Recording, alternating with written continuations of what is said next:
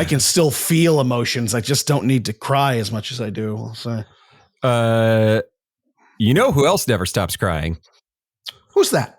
Hey there, everybody. Welcome back to Pixel It. My name is Kevin. With me, as always, is Phil. On today's show, we are finishing up Death Stranding Volume 1. Phil, still a little sick, but he's getting better. It was the Little Caesars food poisoning this past weekend that really rolled things back in terms of getting better from the cold. I'm going to say it was like you were getting better and then the food poisoning. It was a virus that turned into an infection, and I was on my way out. I was feeling so good.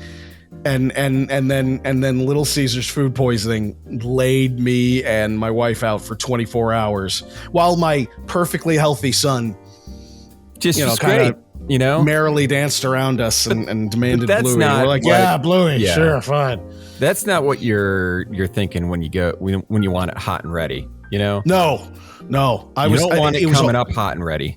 It was always hot. I was never ready. It was always hot, and I was a 50-50 shot at being ready. Yeah. If you want to hear more about that adventure and vomit, go to patreon.com/pixelitpod, where you can join us. You can join us for free, but if you're really into giving out money, $1 a month helps. You can give us $1 a month. You can get the ad-free episode. $5 gets you able to listen to that bonus episode we just recorded where Phil talked in detail about his unfortunate incident with some food poisoning. And $10 gets your name shouted out in every episode. To that end, I want to thank Jesus Loves You, Kyle Seaman, Ruthless Mutter, Middle of Things, Sigma Sal, Sanguine Flatulence, Beaks, Dummy, Thick, and Friendly Friend. Thank you so much for being a friend. Patreon.com/pixelitpod. Do it today. So, Phil, with all that being said,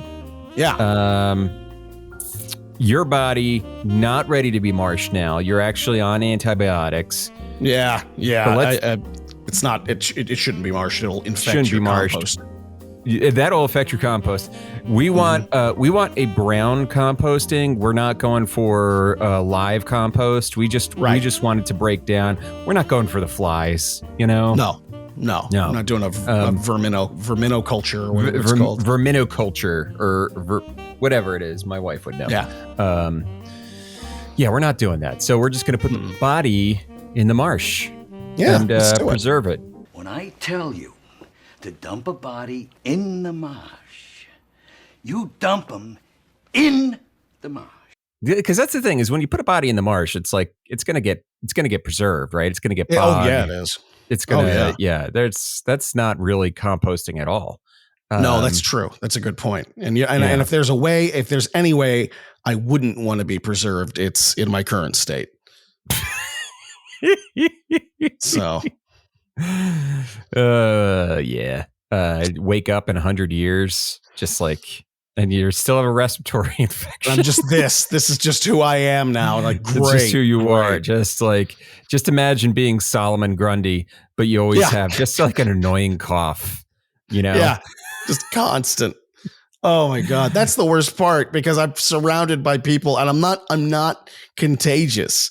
Yeah. It is just an infection that's in me but my poor coworkers and everything like that, I will just like cough like really loud. And I just feel so bad for anyone walking past me, assuming that they've got, gray mouse disease or some goddamn obscure plague that I'm giving off. One of those plagues that just pops up out of nowhere. So we're in Lake Knot City. Still, Sam is taking a shower back in his room, and he dreams of himself as an old man before waking up to find Fragile taking a shower in his room. Sam takes this time to confront Fragile about her involvement with Higgs. So if you recall in the last episode, there was all the stories about Fragile being involved with Higgs, the terrorist, and she admits it's all true, but in the way that she was being used, not in the way that she was like an active, willing participant. He came offering a way to rebuild things after her dad died because she was overwhelmed with running the delivery service. But then his group began hijacking her beach system, and that caused the nuke to be deposited in Middle Knot City. There was footage of Fragile in South Knot. The footage of Fragile in South Knot was her trying to get the package away from the city. She asks if he trusts her now, and then disappears. The same day, as Sam is about to leave the distro center, some employees rush out to meet him and hand him a package that they forgot to give him, quote unquote. The guy gives a whole speech about how great things are now that Sam has connected everyone in the area to the chiral network and sends him on his way. 11 days pass, and Sam is finally at a safe house. He hasn't had much in the way of problems, though, on the way there, and considers the benefits of building bridges. Sam goes to his room and sees that his big toenail has ripped off again. Ugh. It's just a wonderful detail that everyone needs. It's that everyone needs. Christ. And then he recalls a story about a porter he knew who would rip off all of his toenails and dip his toes in acid so that the nails couldn't regrow. Yeah, because he knew that this is part of it, and I just need to. This will save me a lot of time and heartache. Which is so. This is what they do for ingrown toenails. They cut the ingrown part out down to the base, and then they put acid on the base of your toe so that the sides where the ingrown part is can't regrow, can't like come back up. So it's like your toenail is just permanently narrowed a bit. So there's precedent for the idea. There's precedent for the idea. Yeah. The next morning, Sam wakes up and starts getting ready when he has a vision from BB. A memory of someone calling himself BB's papa and trying to get him, quote, out of here. Sam feels sick after the memory, but BB is asleep like nothing happens. Sam continues on and gets a lore dump from Hartman about how chiral networks are able to pull data from the past that is thought to be lost.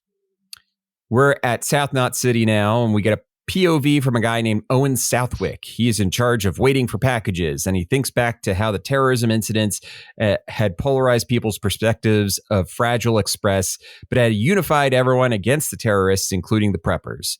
To him, Sam is synonymous with the word savior. A lot of pressure. Owen had received a text from Mama about increased chiral issues in the area. Her home isn't too far from South Knot City. Owen goes outside and can feel something different in the air as he climbs a hill and can see Sam in the distance, and it looks like he's being chased by Fragile. Meanwhile, from Sam's POV, he's walking toward the city, then Fragile appears in front of him. She's trying to get him to come back to the lake because there's a bomb in the cargo. She had gotten a query from Lake Nada asking about missing cargo. She realizes that it was the guy, Sam realizes that it was the guy who had given him the package as he was leaving when he was there. Higgs is behind it all. Fragile tells him to dump the package in the nearby Crater Lake, but then she can't jump him there because her jumps are being suppressed by Higgs or someone who is like Higgs. So it's like somebody who actually has control over other people's dooms or beach abilities. He's nulling her. He's cast like silence in the area. Yeah, exactly. There you go. So Sam gives her BB to take care of, and he runs off towards a lake. Sam thinks about how Higgs had to have planned this all and was possibly watching them right now somehow. His feet are bleeding, which should be enough to keep any BTs away. He gets to the edge and he throws the package in, and it sinks into the tar-like lake and detonates. The tar that the lake is made out of kind of like keeps the bomb from doing anything. Fragile catches up to him out of breath. Sam tells her that they just saved South Knot. Fragile tells Sam the story of what happened the first time Higgs tried to blow up the city. Higgs had found her trying to get the bomb out, and that's like the footage of Fragile like holding the bomb is her trying to leave with the bomb, and forced her at gunpoint to strip to her underwear. He gave her a gas mask to protect her pretty face, and said that she had a choice to either let the bomb go off and save her body or deal with the time fall's effects on her body and get rid of the bomb. This Higgs guy is a real piece of shit. Yeah, not problematic in the slightest. Not problematic in the slightest. None whatsoever. Fine. Yeah. She decides to get rid of the bomb, but ultimately doesn't consider herself a hero because she regrets what the time fall did to her. Sam calls her a hero, though. Fragile wants to ask Higgs one more question and wants Sam to leave him alive just long enough for her to ask it. Fragile grabs a cryptobiote out of the air and gives it to Sam, who finally eats one, but it's super gross, and it makes Fragile laugh when he reacts to it. I love that. That's been like teased for so long, and it finally happens. And you kind of, there's a part of me that was kind of like thinking, oh, he's going to be like, oh, I get it. I understand. And I was like, no, that's every bit as gross as I expected it to be. Yeah. Yeah. She's constantly eating these gross, like floating tardigrade bugs that kind of just like float in the air sometimes. Yeah. Yeah. Back at South Knot City, Sam drops the rest of the cargo off at the city and meets Owen, who tells him about Mama's message about the chiral density being weird. Sam heads down to his personal room and sets the BB up to deal with the autotoxemia. He gets a message from Amelie about saving South Knot City, but it's interrupted by a message from Higgs. But then that signal gets hijacked by Mama, who tells him that there's a chiral spike and the numbers are off the charts. She's saying this while making a pained expression and holding her breast. Also, BB is crying and BB's crying is getting louder and louder. Sam grabs BB and goes outside, and the sky is transforming into a huge disk, an enormous supercell that defies the laws of physics. As the wind picks up, Sam tries to hold onto a pillar, but he gets sucked up into the supercell. Episode 5, Unger. Sam is inside the supercell. He can hear the baby crying. He's in some sort of dream or delusion or something where soldiers are shooting at him, and he drowns in his own blood. But then he swims up in the blood and he sees Golgotha. Yeah. Yeah. Okie dokie. Where a savior is being crucified. And then while a whale's stomach opens, like blooming like a flower. The visuals in this scene are nuts. Yeah. Like it's so surreal. And to me, it feels like Neon Genesis Evangelion a little bit. Yeah, I can totally see that. Just down to the, the Christian illusions that are good but off by just a little bit, by like, a degree. Kind of like that urban legend of a Japanese department store putting a crucified Santa in their in their store window, which of course wasn't true, but it's a similar kind of vibe where it's like it's an outsider perspective on something that, yeah. Right. Anyway, it's I totally see where you go with that one. Yeah. Sam wakes up and he has the BB and he's in the midst of some sort of war and going through trenches as there's gunfire all around him and blood and mud covered corpses. The living soldiers he runs into yell at him in a language that he can't understand.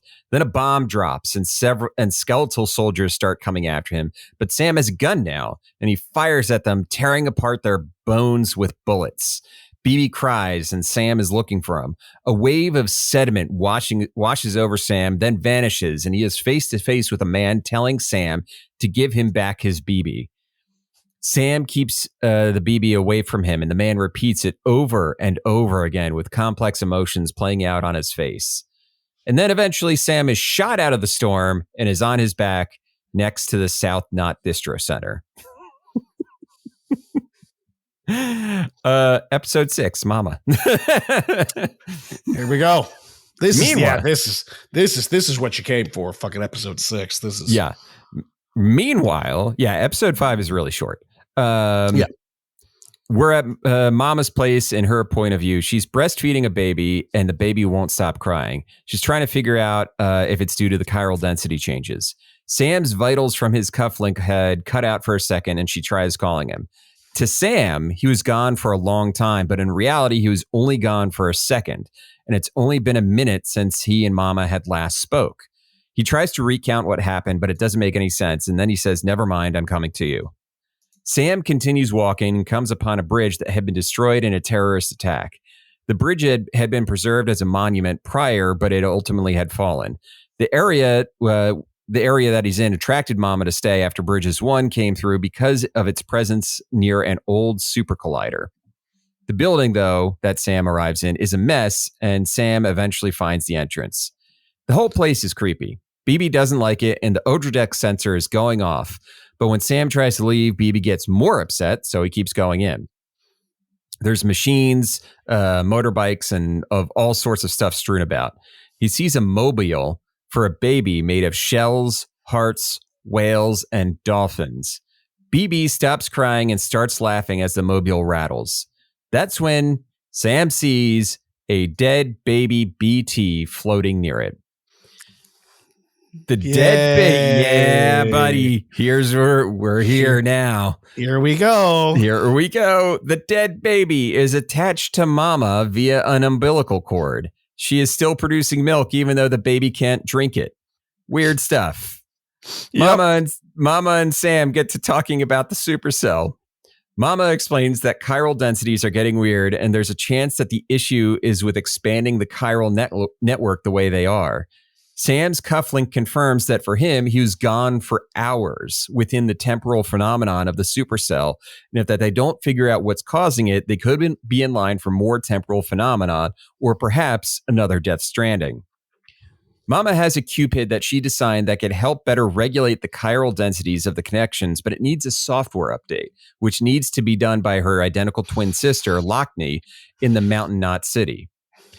A BT tries to reach into the room through a crack in the ceiling and snatch the BT baby, but Mama waves it off, like swatting at a fly. They're so casual about it. Like it's like this, and a hand comes down from the ceiling and tries to grab it, and she's just like, get fucking lost. You know what it made me think of was in The Legend of Zelda, the Wall Masters. Yes, absolutely. Sure. Always those enemies creep me out so much. Oh, yeah. The hands coming out of the wall and grabbing you and pulling you back. It was genuinely spooky shit. Yeah, absolutely. Yeah. And then dropping you back off at the beginning of the dungeon. That was like the main, thing was that they just basically. Yeah, they didn't really do a lot of damage to you. They just inconvenienced the shit out of you. They just grabbed you and dropped you back at the entrance. Yeah. So fucking creepy though. So creepy. Mama, her real name is Mulligan, was waiting for a C-section. She's explaining how this happened, how the baby BT happened. She was awaiting a C-section at a hospital at the time things kind of fell apart. She was asleep from anesthesia, and when she woke up, the building she was in had collapsed. She cried and called out and heard her baby crying and calling out as well. And when she was finally pulled from the rubble by the Bridges medical team, the baby was revealed to now be a BT. Sam, in his mind, linkens Mama to the Virgin Mary. And then while he's thinking about this, Mama grabs his arm and just injects him with a needle to get some blood from him. Yeah. No takesies backsies. Done. To make a new weapon. And then she's like, all right, I need to do some work. Go do your own thing. Sam, while he's off on his own, has more thoughts about fetuses and personhood. And I was really leaning into the anti-abortion angle of the book. Very much so. Yeah. His thoughts are interrupted by Amelie talking about Higgs and are interrupted by Amelie, who calls him and says, Higgs and the other terrorists have arrived and they've killed everyone in the city in Edge Knot. Amelie then tells Sam that if he can finish connecting the chiral network, then she can go back east with him, but then the call dies. Mama thinks about the chiral issues and knows that the issue specifically at the lab are because of her, and how the chiral network got closer to the lab, it would the more it would pull the BT of her daughter away. She had tried previously contacting Lockney for help, but all the messages had been refused for a while now. Mama then looks at two new tools almost completed, the new cufflink and the new Cupid. The cufflink is now functional, and she tries to use it to sever her bond with her BT baby, but it doesn't work. The communications equipment come back online and displayed on one of the monitors is "Give me my daughter back" from Lockney. Sam comes in. Mama explains how the new cufflink works and how the metal it's made from is infused with Sam's blood. She then asks him to cut the cord between her and the baby because it won't work for her. She has to go to Mountain Knot City with him, and she can't do that because she's bound to this location by the child. She explains the relationship between her and Lockney. Lockney and Mulligan are named after a pair of ancient craters that struck the Earth. They have always been able to communicate with their minds to each other and have always been very close. So she talks about how before they were born, they remember being on the beach together, while they were in the womb. So one day Lockney's lover dies, and she wants to have a kid using his sperm that had been stored by Bridges, but her uterus can't carry a kid. So Mulligan volunteered to carry the baby. Then the incident at the hospital happened, and the connection between the two got severed. Lockney kept sending messages asking Mama to give back her daughter, but Mama couldn't send anything back, and she couldn't bear to tell Lockney the truth. So she needs Sam to sever the bond. Sam is convinced and severs the bond, but once he does, the BT baby is replaced by a BT of a woman with a swollen belly. Mama collapses and asks Sam to take her home to Lockney. So it's hinting at it the entire time in this scene that Mama is actually dead. Mm-hmm.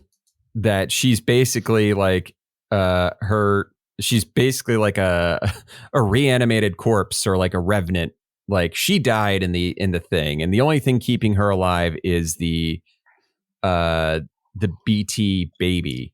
And then once the connection is severed, her true form, like the BT of herself as a pregnant woman, is revealed, and it like carries on.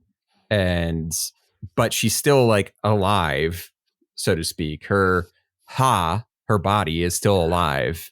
Right. At the moment, ish. But not for very long. In this weird symbiosis with the BB. Yeah. So Mountain Knot City, we get a point of view that is mostly a retelling of everything we've learned so far, but from Lockney's point of view, and how upset she was with Mulligan being called Mama and the bond changing between them. Then suddenly she started feeling the connection to Mulligan again, and she begins to cry. As Sam and Mulligan get closer, the beach Lockney shared with her relinks, and a panorama of memories plays out for Lockney. She sees everything that happened. Realizing what has happened, she runs out of her room and starts sprinting towards where Sam and Mama are. The sisters then embrace as Mulligan is dying, apologizing to each other for missing their connection. Mulligan asks Lockney to fix the Cupid and then passes away, dropping the baby toy that she was holding. Later, Lockney calls Sam in his room and tells him that the Cupid was fixed. She also mentions that basically Mulligan's Ha had passed on, but her Ka was bound to the daughter in the world. That's why she never had both cufflinks on, because she didn't want anyone seeing her vitals. After Mulligan's death, her spirit entered Lockney and turned one of Lockney's eyes a different color.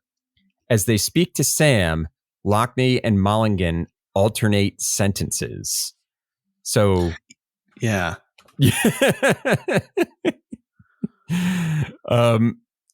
Episode 7, Dead Man. We're in Mountain Knot City, and Sam is thinking about Lockney and Mulligan and all that jazz when he realizes that BB is screaming. He calls out for Lou, the name he has decided to name the BB, and finds that Dead Man is in his room, having been warped there by Fragile.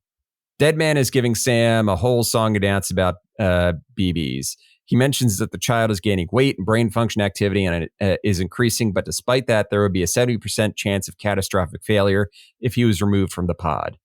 Dead Man continues, though, that he can fix the BB by realigning it between the land of the living and the dead, but it may erase its memories.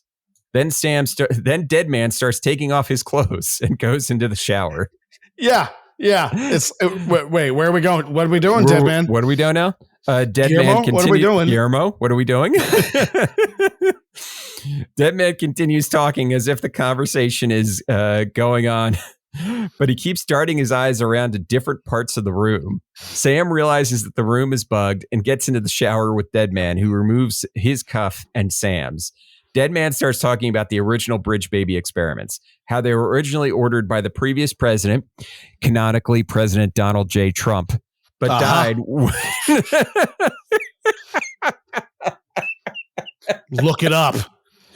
Look it up. But he died when Manhattan voided out.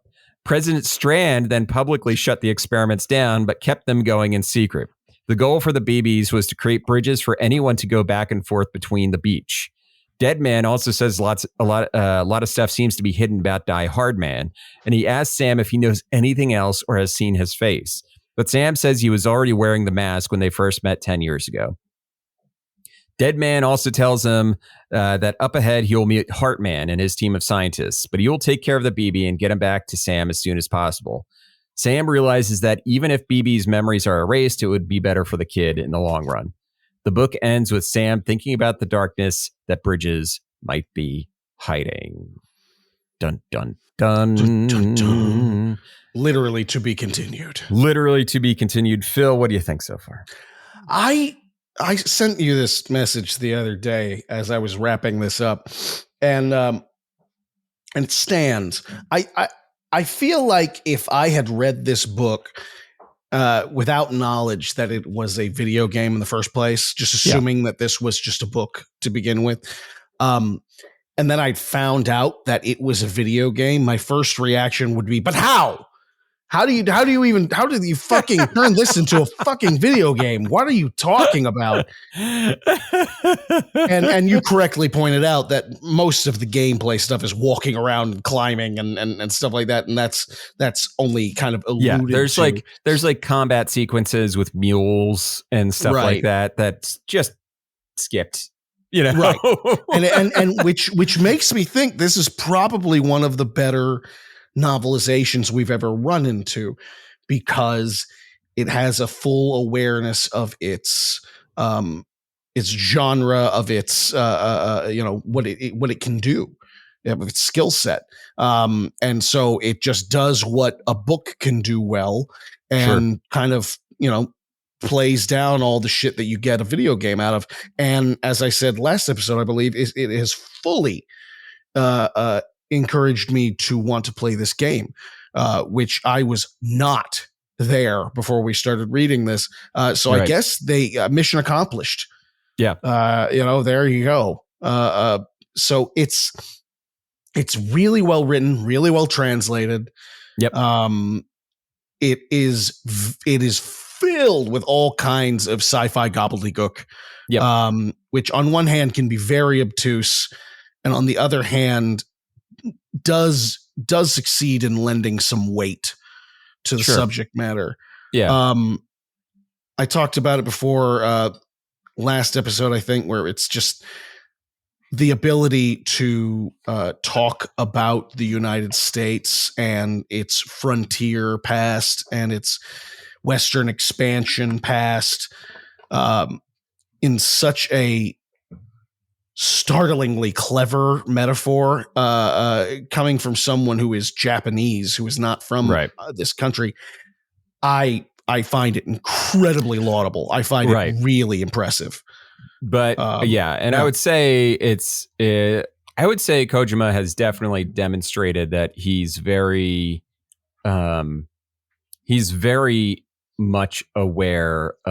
He's like, there's two things Kojima knows. It's movies and American history, Sure. Yeah, he's somehow nerdier version of Quentin Tarantino, really. Yeah, he is. He does have very much the Quentin Tarantino of video games kind of vibe, right down to casting Margaret Qualley in the same year that she's in Once Upon a Time in Hollywood. Oh, there you go. I didn't even think about that. Damn, you're right. Because in this, she plays the identical twin sisters, Mulligan and Lockney. That's right. So, yeah. I agree. It's an impressive book. Very impressive. I agree. And originally I was going to try to cover these books, the two parts of it back to back, but I realized I want a little breather in between these two parts, just because I just want to do something else, I think I even put on the calendar. Did I actually write down what I was? Did you? What you wanted to do instead? I might not have. As I might have been like, I'm gonna remember it. Never. Not in a million years. But yeah, I agree with a lot of what you said in terms of like, it's a lot of sci-fi gobbledygook, and at the same time, by the time we finished reading it, I was like, yeah, I get it. Like, I understand. Like, I can define all of the terms that they're using. I know what they are. Like, it doesn't hold your hand and try to explain them all right off the bat. Kind of get to understand them more as the book continues.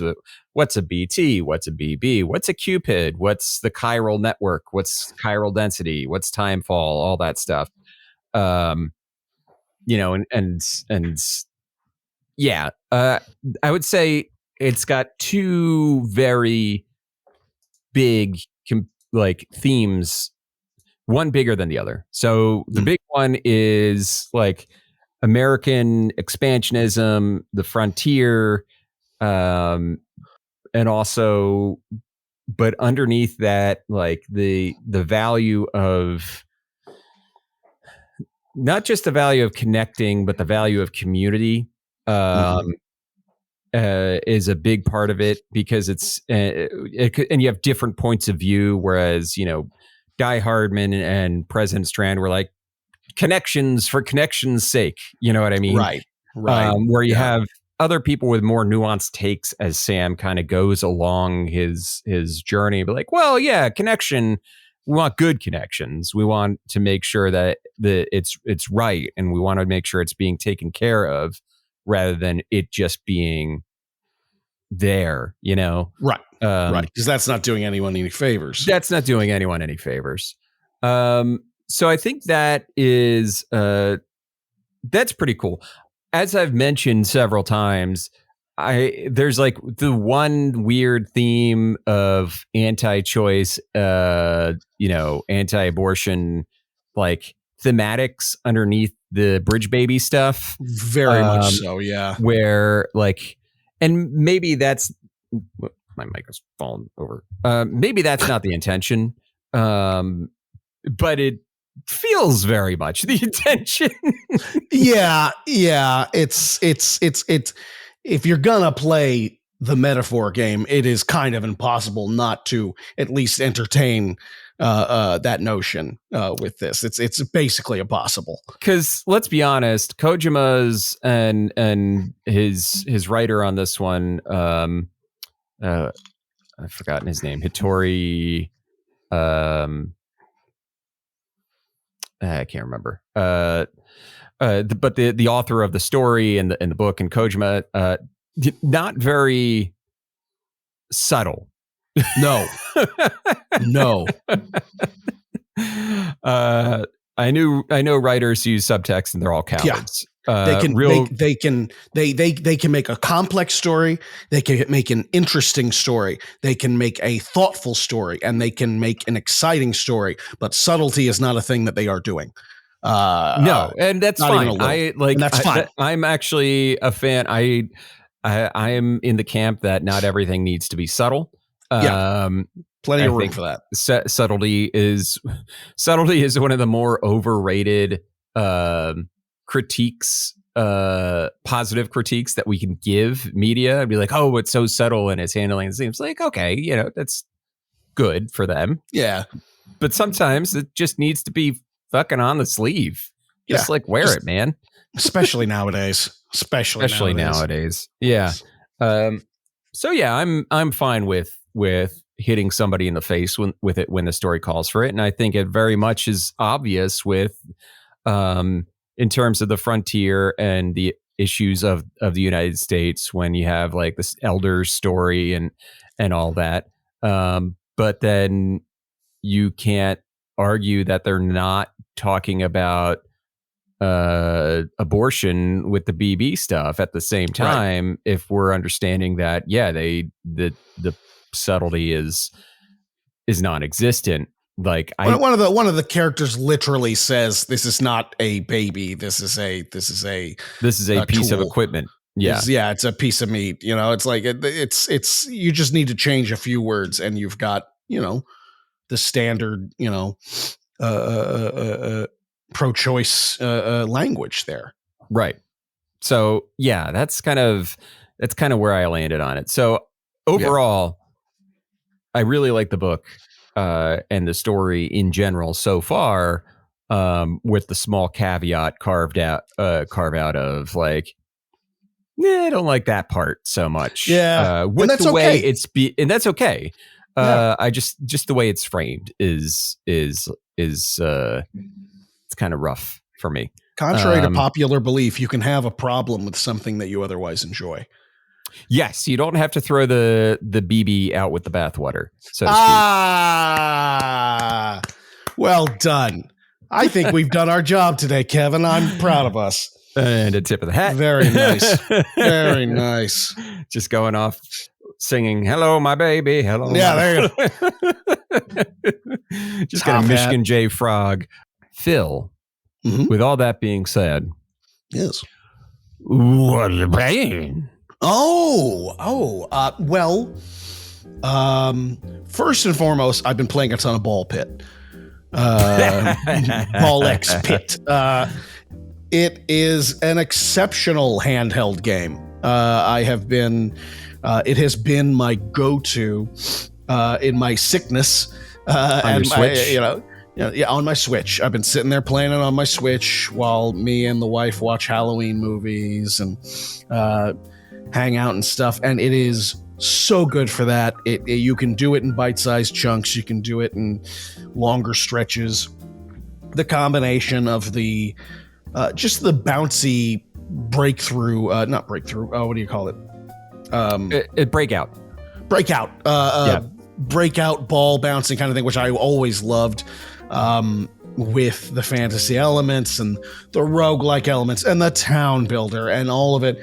And it's very clever. The art design is very dark cartoony, which is a lot of fun.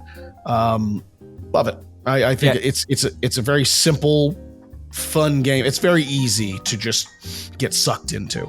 Some of the characters you play as just kind of like really creep me out. Just looking at their little picture. How many have you unlocked?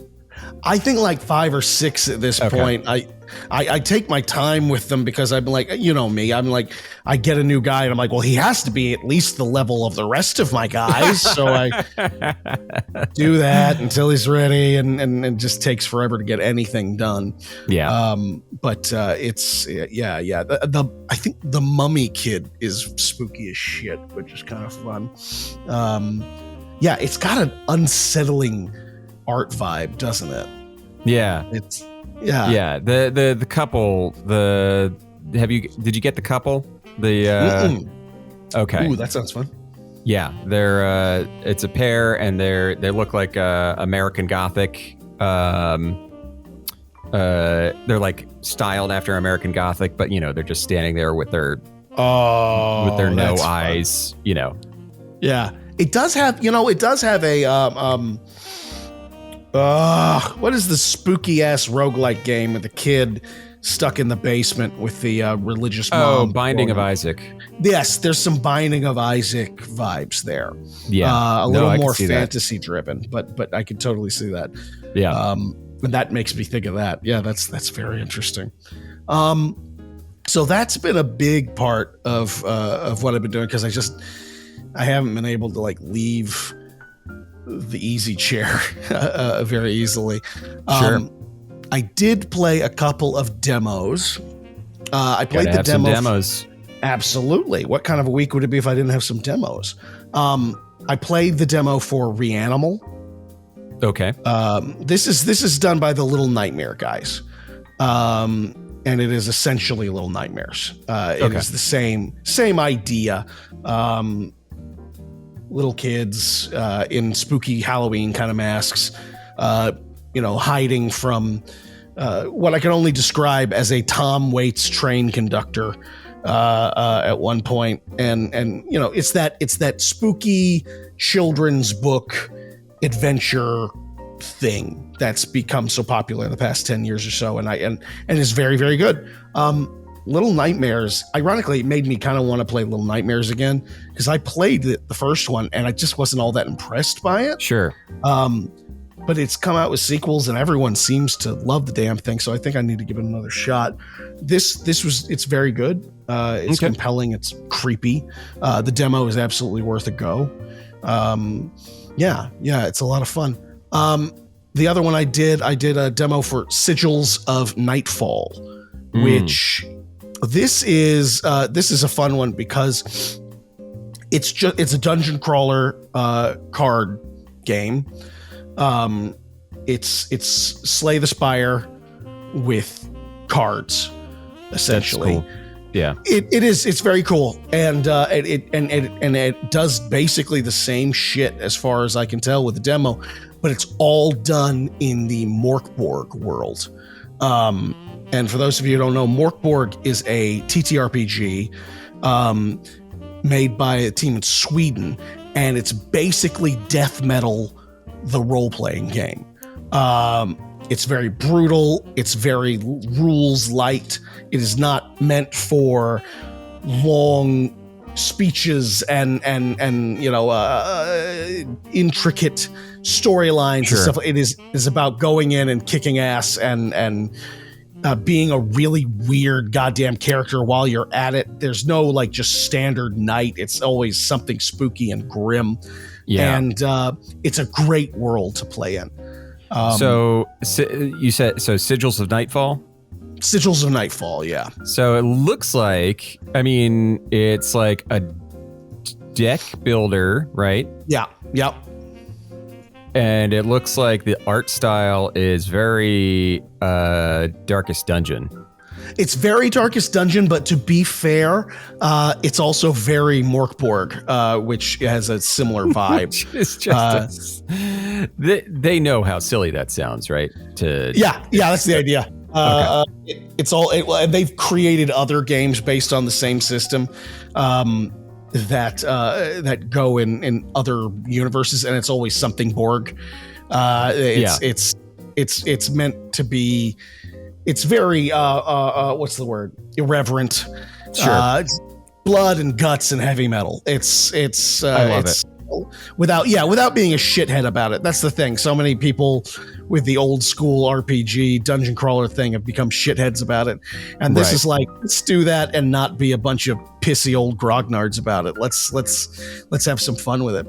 And the powers are really interesting, and the characters you can play are weird and unique, and I said it's heavy metal. The game, the music fucking rocks. It is metal. Cool. So I've been waiting. This one's been on my wish list for a minute, and I've been waiting for a demo for a while. So I was really happy when it finally released, and I got my hands on it. It's definitely worth a look. I hope. Against hope that this one will also be on like the Switch, for example, because I feel this is another one that like you could play the shit out of on a handheld kind of thing. And I haven't yet swung for a Steam Deck. But this is another one that's really good for that shit. So there's two. What's funny is there's two games using Morkborg coming out soon. So Sigils Nightfall and a game called Heresy Supreme, which is... Oh, I didn't know that. Wretched anti-heroes explore side-scrolling, semi-procedural, grimdark fantasy world searching for a way to prevent the apocalypse. Is it called Wretched Supreme? Heresy Supreme. Heresy Supreme. Oh yeah, mortarboard. Oh, well, this is even more Darkest Dungeons, isn't it? Yeah. That's cool. Oh yeah. Okay. Yeah. This looks pretty tight. Yeah. It's just a spooky ass goddamn world. I like it. But they both are, they're both very much, both games look very much inspired by that same art style. Right down to the colors, like Grimdark with these like bright yellows and stuff like that. Yeah. The whole color scheme is black, white, and yellow. It's very, very stark. And I think that's cool as shit. It's a lot of fun. I really enjoyed it. That's awesome. I'm seeing that the designers also have a game now. They have a demo for a game coming out called Lurks Within Walls, which looks crazy, and download it. Because Lurks Within Walls. By the same developer. I think it's the same. Ooh. Developer. Yeah. Two Wedges. Yeah. Another dungeon crawl kind of thing, but with more of a horror vibe. Dig it. That's awesome. Okay. Awesome. All right. Well, Kevin, with all that in mind, what are you playing? Oh, okay. So let's rewind a little bit. I beat Ball X Pit. Okay. I mean, I did not get I didn't achievement hunt necessarily on this one. Right. You can roll credits at about I think I'm about 16 hours in or something like that. Okay, that makes sense. And I had a little leg up because I played way too much of the demo. So when I got into the main game and it moved my save file older, I had so much gold. Nice. So I didn't have to worry about gold until the end of the game. So yeah, Ball X Pit, really good game. Probably going to be on my game of the year list. Sure. A little breakout roguelike-ish with the RPG elements and town building. It's got a lot of fun stuff in there. Got a lot of stuff in there that I like. A lot of good moving pieces. So what else have I been playing? I played the first 2 episodes of Dispatch, which is a game. It's very much similar to the Telltale style of game, but it looks animated, very good looking. It's a very beautiful looking game. It has, it's mostly choosing dialogue choices, building relationships. So-and-so will remember this type of stuff. But then there's a gameplay loop of you are a dispatcher for a superhero organization.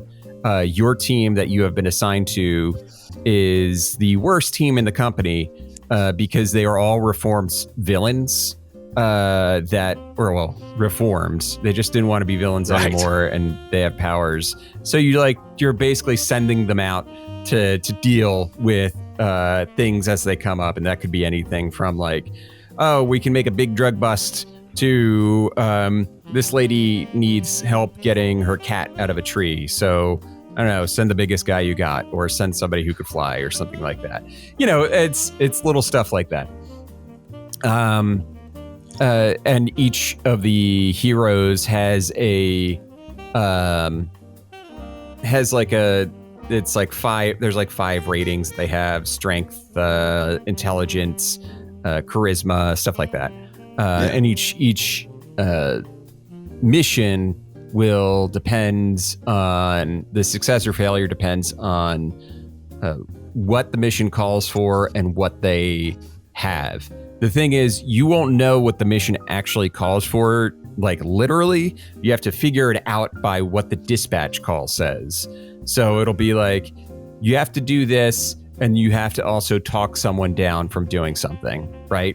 So to fulfill the second part, you might need to send one person. You might need to send one of the people that has a lot of the charisma stat. Mm-hmm. It's there might be, because sometimes you can send 2 heroes. So one strength and one charisma to kind of deal with the problem. So that's kind of like the game within the game element of it.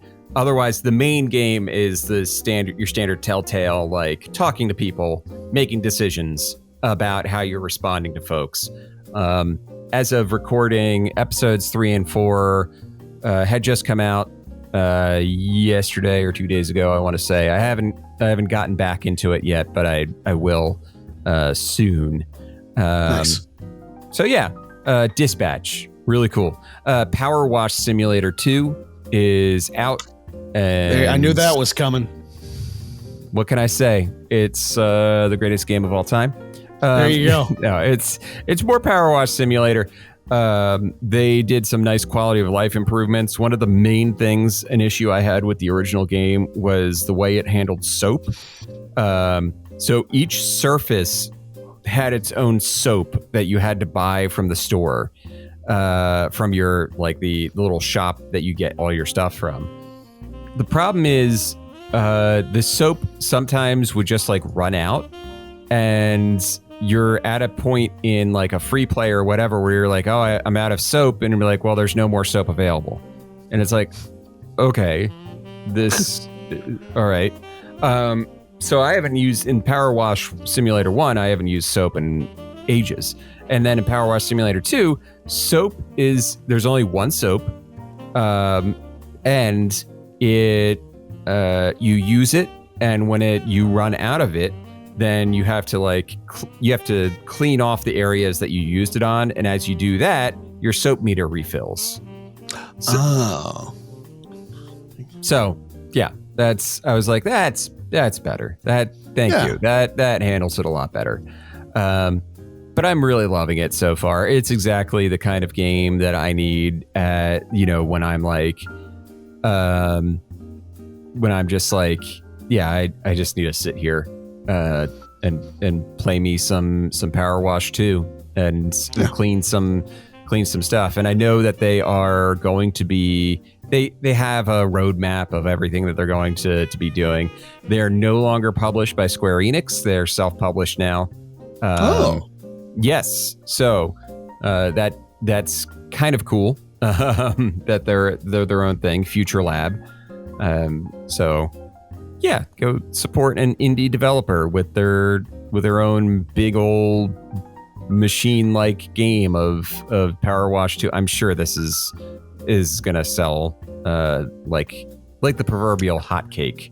They're gonna do fine. Yeah, no question. They'll be fine. And I'm looking forward to the eventual, the DLCs that they get. Those were always kind of like the best part, was the DLCs with like, Warhammer 40K DLC or the Final Fantasy VII DLC, which they probably won't have Final Fantasy and Tomb Raider going forward just because they're now publishing themselves. Sure. Prior, it was because they were Square Enix. They could pull that off, but absolutely. Yeah. So Power Wash Simulator 2. Otherwise, I've been playing Tormented Souls 2. The sequel to Tormented Souls is now out. Tormented Souls 1 was a pretty good, I'd say 8 out of 10 Resident Evil-like game. You played as a girl named Catherine Walker, who has been told in the first one, you've been told to go to this place to find something out, and what you find by the end of the game is your twin sister, except she's 14 years younger than you, because there is some alternate dimension timey-wimey bullshit that happens, but she is your identical twin sister.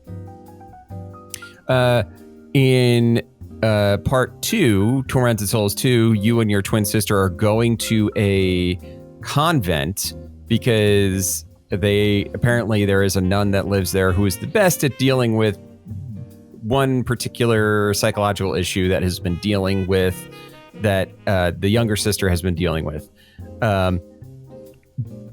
As a lapsed Catholic, I will tell you, if there is any, listen to me, look at me. Uh-huh. Look at me. Oh yeah. If there's any time that someone tells you this nun is the person to go to for this thing, they are lying. Sure. The nun is never the person to go to. Never. So yeah, Tormented Souls 2 though is great. It is very much an old school Resident Evil game, in style and play. It carries over the thing that the first game had, which is basically the darkness. Like standing in the darkness will get you killed. So you always have to have like your light out. In this game, she has a lighter that she's basically just like keeping on to walk through shadowy areas. There's like 2 phases to the game where it's like you're exploring areas that are in the dark, and then once you've turned the lights on, there's usually going to be some combat once the lights are on. Sometimes you're in the dark and things are attacking you, and the only thing you can do is run towards the light to turn around and pop them. Yeah. It does a lot of the puzzle box Resident Evil style formula. So you start in one like a mansion type place, so the convent, and you solve all the stuff, and you're finding the keys, and you're doing the things, and you're unlocking the doors, and then eventually there's a boss fight, and then after the boss fight you can get out of the convent and you're in the town and you're doing the stuff, and then you're in this place you're in a mall, and you're same thing, puzzle box, you're finding keys, turning power on, and then eventually I see a kitty behind you. Yep, Jonesy back in from hunting.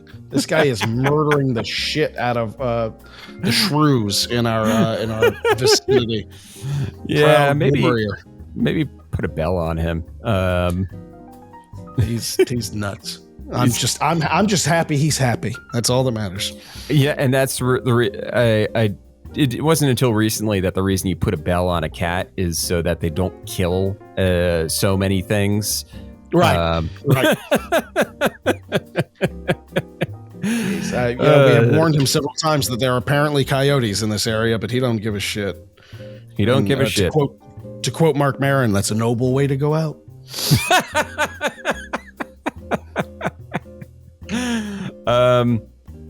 Yeah, Tormented Souls 2. I'm maybe a fifth of the way through the game, I think, but loving it so far.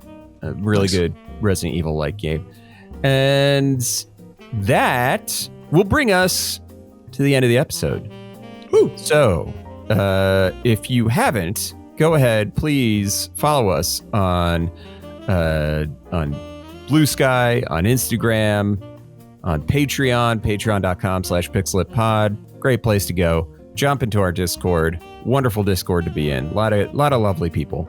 The Marshies are a welcoming bunch. They sure are. They sure are. And if you haven't in recent times, consider giving us a 5-star review on Apple and Spotify and whatever podcast platform of your choice. And if you're watching this on YouTube, hit that like, hit that subscribe button. It really makes a difference to us to get the good word of our podcast out there. And the good word is it's something. It's a word. It's probably in English. Probably. I'm not going to say it absolutely is, but there's a good chance. Yeah, anyway, good night. Good night.